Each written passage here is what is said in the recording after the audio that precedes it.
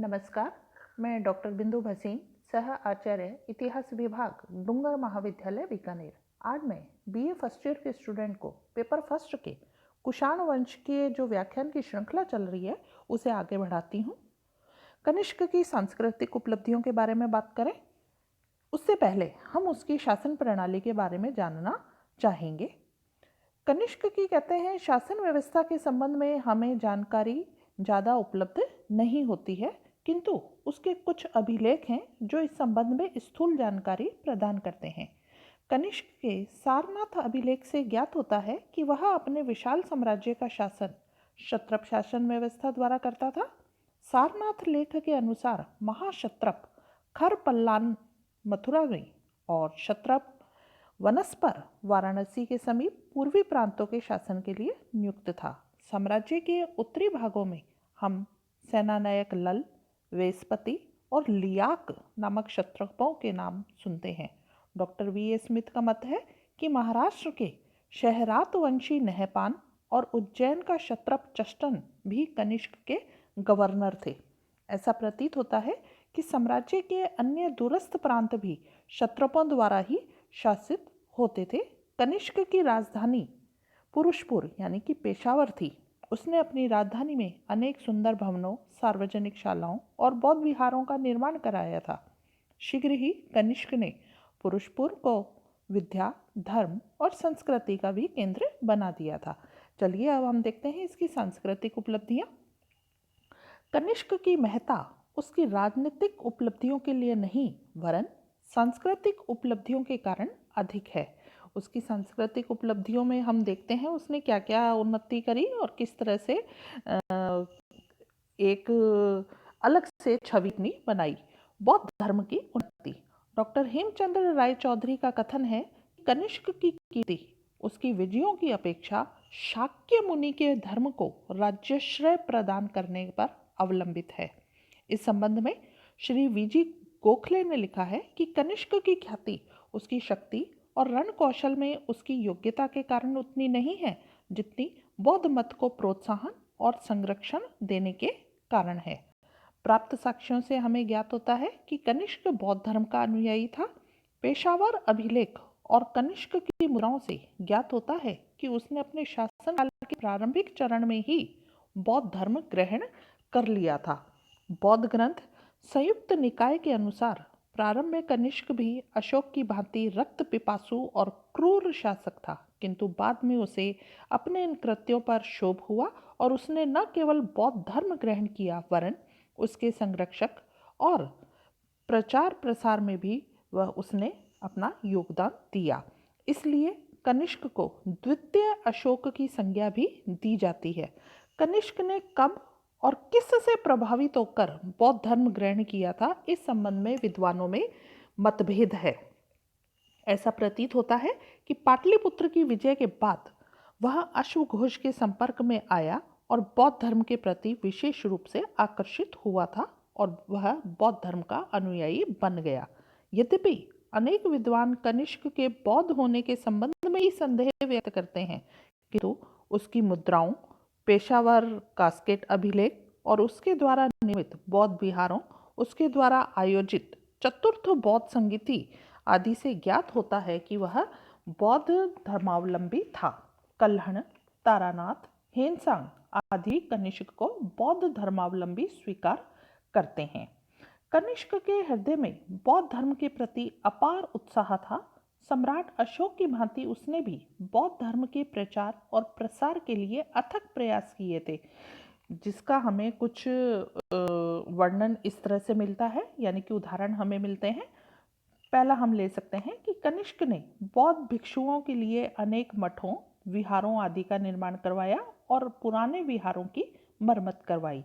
दूसरा, उसने बौद्ध भिक्षुओं के जीवन यापन के लिए उदारतापूर्वक आर्थिक सहायता दी थी। उसने अपनी राजधानी पेशावर में एक विशाल बौद्ध विहार बनवाया था जो सारे बौद्ध जगत में प्रसिद्ध था। यह बौद्ध विहार एक बौद्ध तीर्थ के रूप में 9वीं शताब्दी तक विद्यमान था, जबकि प्रसिद्ध बौद्ध विद्वान वीरदेव ने उसकी यात्रा की थी, जो मगध नरेश देवपाल के समय में नालंदा का महास्थविर निर्वाचित किया गया था।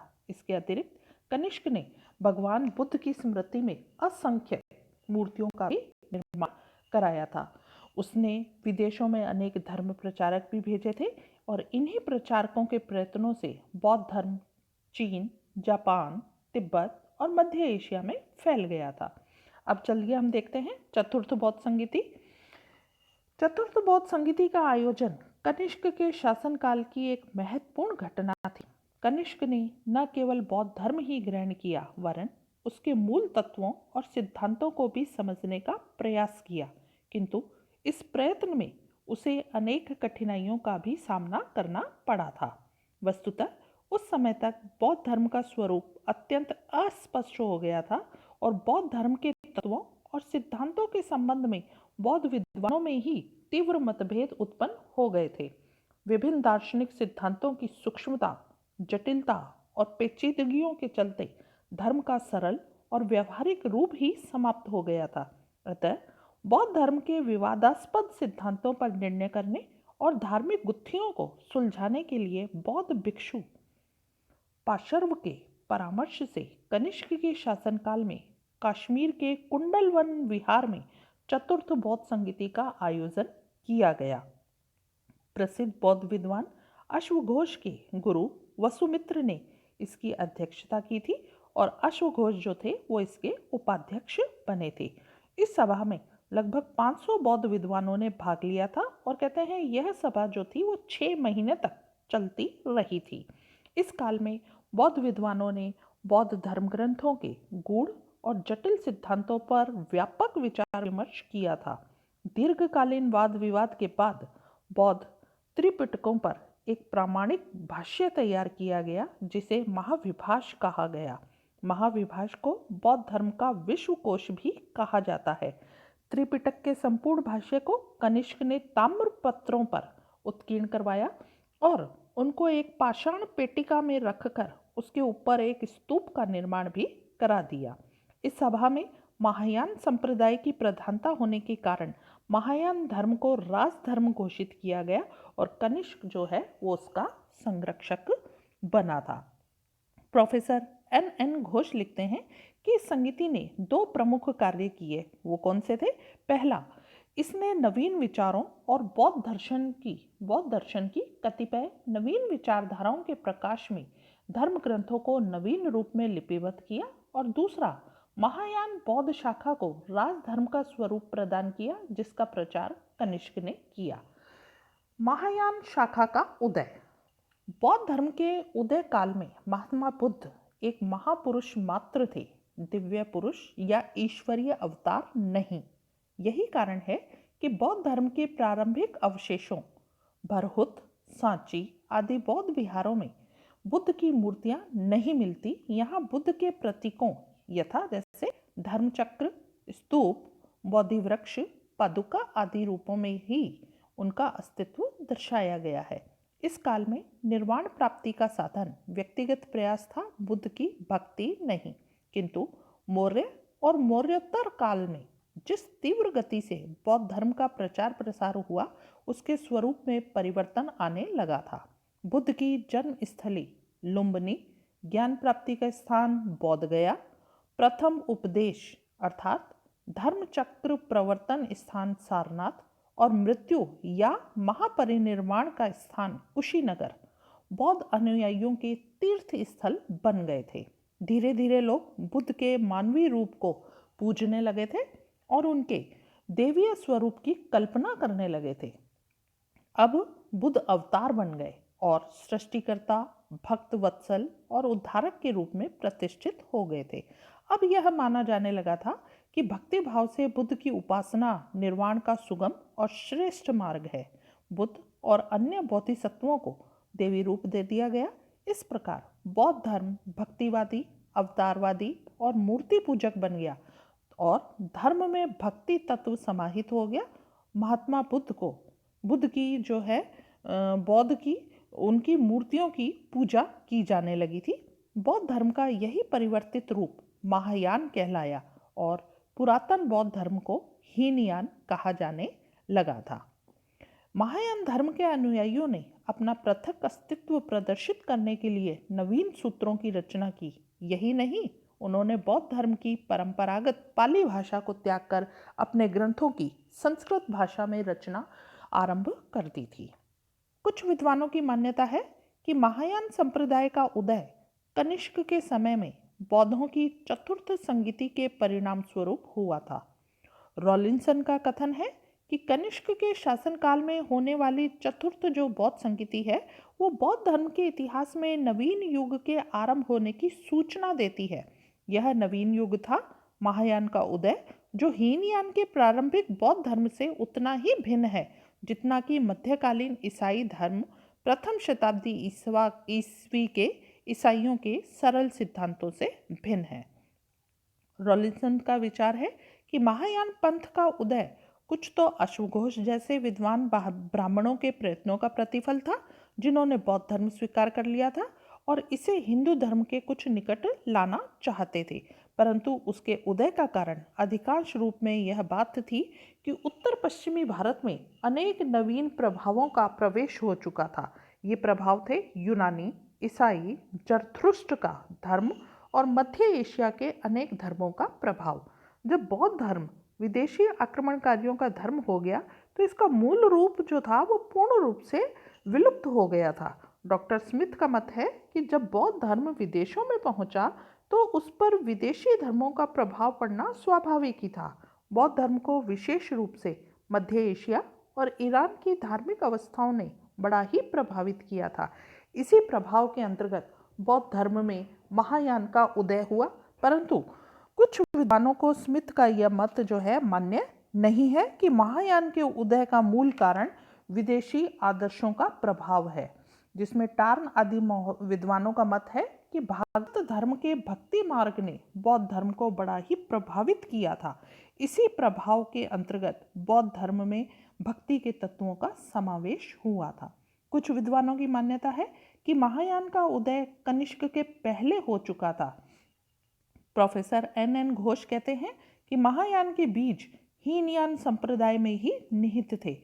Doctor R S. त्रिपाठी कहते हैं कि यद्यपि प्रमाण सर्वथा प्रस्तुत नहीं है, फिर भी इस बात को मान लेने के लिए विशिष्ट कारण है कि महायान का उदय वास्तव में कनिष्क के काल से काफ़ी पहले हो चुका था। इसका प्रारंभ बौद्ध धर्म में भक्ति के समावेश के साथ माना जाना चाहिए।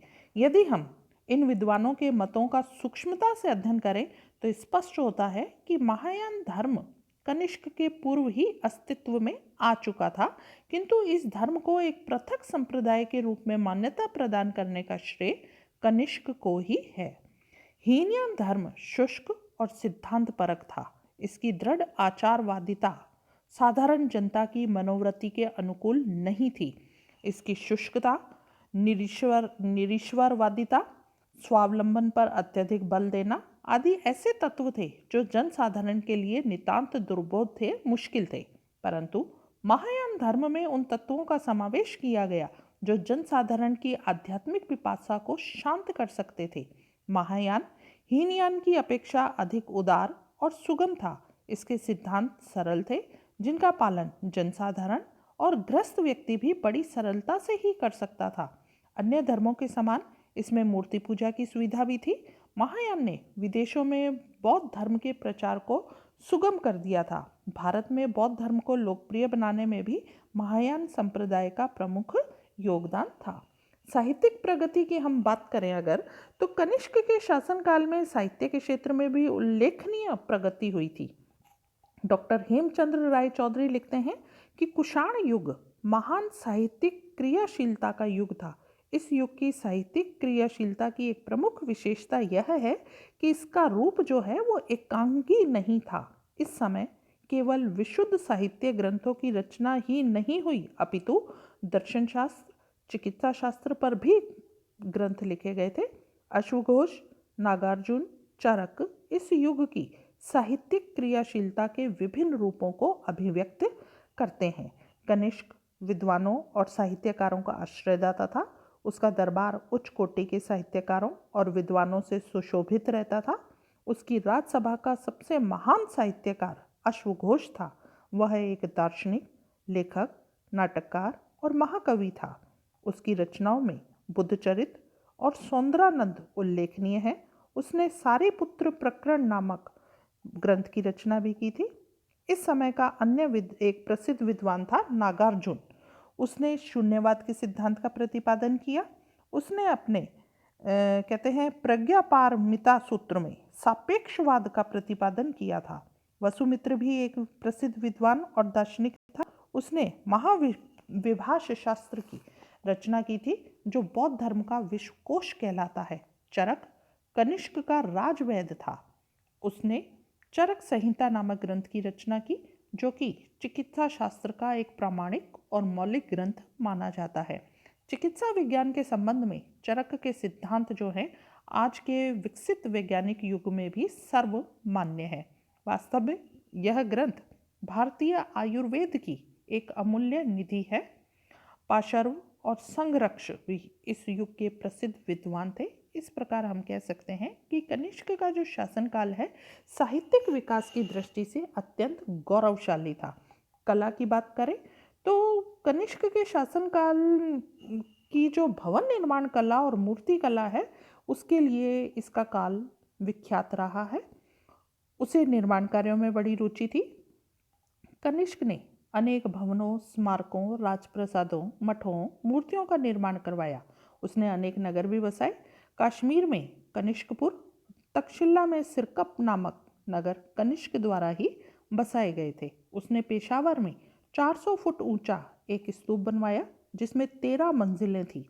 इसके ऊपर लोहे का एक बड़ा छत्र स्थापित किया गया था। इसी के समीप एक सुंदर बौद्ध विहार का भी उसने निर्माण किया था। कनिष्क के शासनकाल में कहते हैं मूर्तिकला का भी पर्याप्त विकास हुआ। इसमें गांधार शैली का विकास जो है वो कनिष्क के समय में ही हुआ था। इस शैली के विषय तो भारतीय थे, परंतु सजावट यूनानी पद्धति की थी। भगवान बुद्ध की सैकड़ों मूर्तियाँ इसी गांधार शैली में बनाई गई थी। मथुरा भी कनिष्क के शासनकाल में एक महान कला केंद्र बन गया था। मथुरा में भगवान बुद्ध और बोधिसत्वों की मूर्तियों का निर्माण किया गया। गांधार की जो मूर्तियां हैं वो काले यानी कि सलेटी रंग के पत्थर की बनी हुई होती थी, और जबकि मथुरा की लाल चित्तीदार पत्थर की।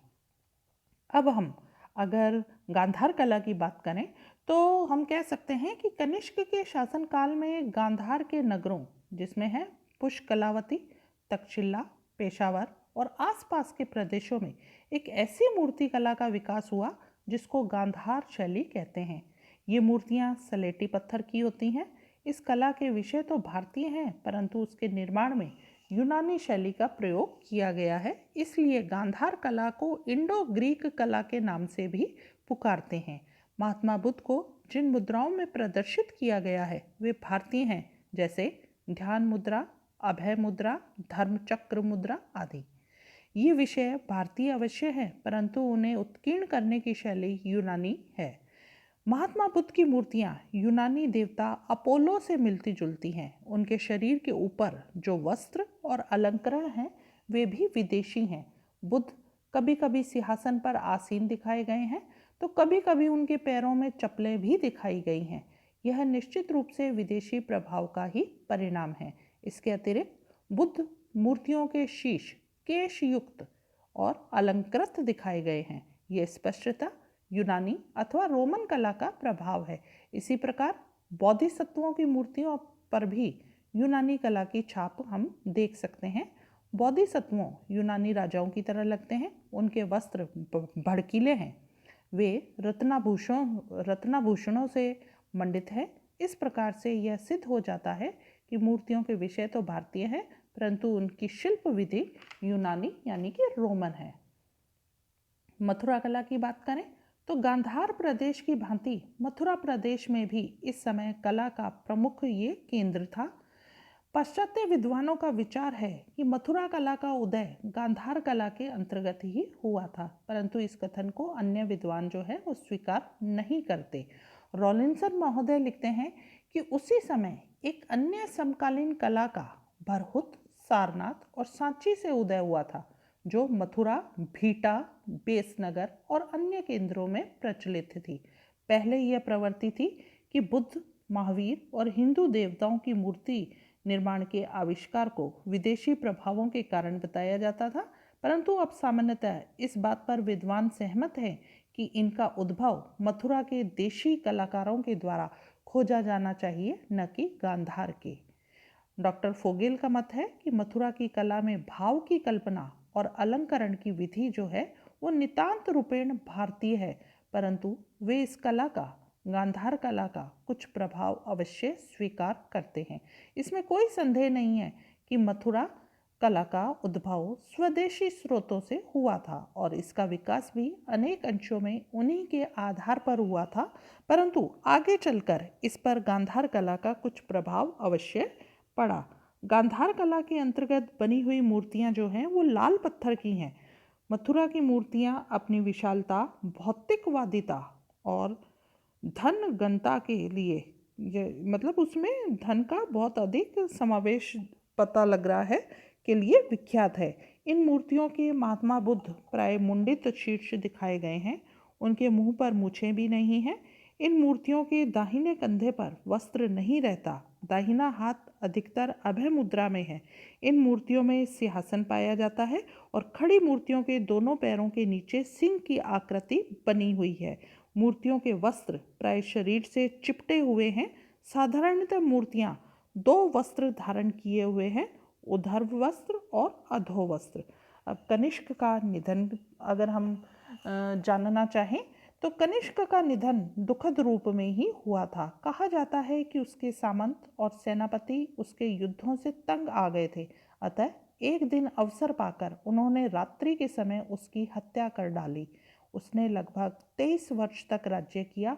इस प्रकार उसकी मृत्यु जो है वो लगभग 101 ईस्वी में हुई थी। कनिष्क के उत्तराधिकारियों की बात करें तो कहते हैं कि कनिष्क की मृत्यु के बाद कुषाण वंश की जो शक्ति है वो क्षीण होने लग गई थी। उसके उत्तराधिकारियों में से कोई भी उसके समान पराक्रमी और प्रभावशाली नहीं हुआ था, इसलिए कनिष्क की मृत्यु के बाद कुषाण साम्राज्य का पतन शुरू हो गया था। कनिष्क की मृत्यु के बाद वाशिष्क गद्दी पर बैठा था।